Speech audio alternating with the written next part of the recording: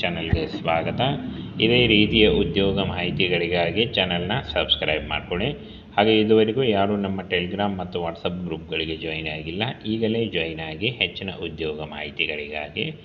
Friends, ಇಲ್ಲಿ ಕಾಣಿಸ್ತಾ ಇದೆ ನೋಡಿ, ಹಾಸ್ಟೆಲ್ ರಿಕ್ರೂಟ್ಮೆಂಟ್ ಅಂತ ಕೊಡ್ತಾರೆ. ಹಿಂದುಳಿದ ವರ್ಗಗಳ ಕಲ್ಯಾಣ ಇಲಾಖೆಯಿಂದ ಹಾಸ್ಟೆಲ್ಗಳಲ್ಲಿ ಬೃಹತ್ ನೇಮಕಾತಿ ನಡೀತಾ ಇದೆ. ಹಾಗೆ ಇನ್ನು SSLC ಪಾಸ್ ಆದಂಥ ಅಭ್ಯರ್ಥಿಗಳು ಅರ್ಜಿಗಳನ್ನು ಸಲ್ಲಿಸಬಹುದಾಗಿರುತ್ತೆ. ಸಂಪೂರ್ಣವಾಗಿ ಕಾಯಂ ಉದ್ಯೋಗಗಳಾಗಿರ್ತವೆ. ಹಾಗೆ ಕರ್ನಾಟಕ ಸರ್ಕಾರಿ ಉದ್ಯೋಗಗಳಾಗಿರ್ತವೆ ನೋಡಿ. ಹಿಂದುಳಿದ ವರ್ಗಗಳ ಕಲ್ಯಾಣ ಇಲಾಖೆಯ ಹಾಸ್ಟೆಲ್ಗಳಲ್ಲಿ ಖಾಲಿ ಇರತಕ್ಕಂಥ ಹುದ್ದೆಗಳಿಗೆ ನೇಮಕಾತಿ ನಡೀತಾ ಇದೆ.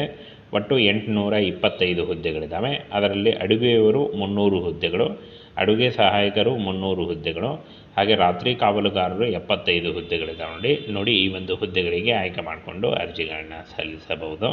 ಹಾಗೇನ ಫ್ರೆಂಡ್ಸ್, ಈ ಒಂದು ಹುದ್ದೆಗಳಿಗೆ ಅರ್ಜಿ ಸಲ್ಲಿಸುವಂಥ ಅಭ್ಯರ್ಥಿಗಳು ನಿಲಯ ಪಾಲಕರು ಹುದ್ದೆಗಳಿಗೆ BEd ಮಾಡಿದಂಥ ಅಭ್ಯರ್ಥಿಗಳು ಅರ್ಜಿಗಳನ್ನು ಸಲ್ಲಿಸಬಹುದು.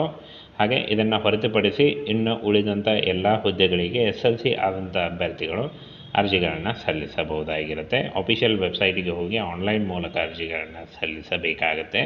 ಹಾಗೆಯೇ ಈ ಒಂದು ಹುದ್ದೆಗಳಿಗೆ ಸಂಬಂಧಪಟ್ಟಂತೆ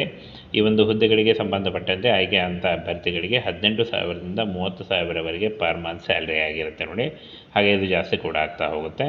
ಇನ್ನು 18ರಿಂದ ಫ್ರೆಂಡ್ಸ್ 40 ವರ್ಷದ ಒಳಗಿನವರು ಕೂಡ ಅರ್ಜಿಗಳನ್ನು ಸಲ್ಲಿಸಬಹುದು, ಬೋತ್ ಮೇಲ್ ಆ್ಯಂಡ್ ಫಿಮೇಲ್.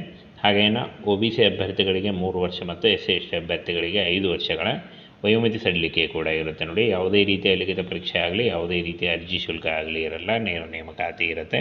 ಇನ್ನು ಫ್ರೆಂಡ್ಸ್, ಇನ್ನೇನು ಕೆಲವೇ ದಿನಗಳಲ್ಲಿ ಆನ್ಲೈನ್ ಮೂಲಕ ಅರ್ಜಿ ಪ್ರಕ್ರಿಯೆ ಆರಂಭ ಆಗಲಿದೆ ನೋಡಿ.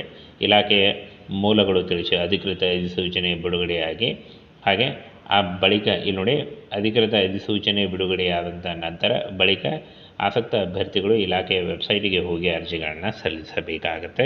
ಹಾಗೇನು ಈ ಒಂದು ಹುದ್ದೆಗಳಿಗೆ ಶೀಘ್ರದಲ್ಲಿ ಅಧಿಸೂಚನೆ ಬಿಡುಗಡೆಯಾಗುತ್ತೆ ನೋಡಿ.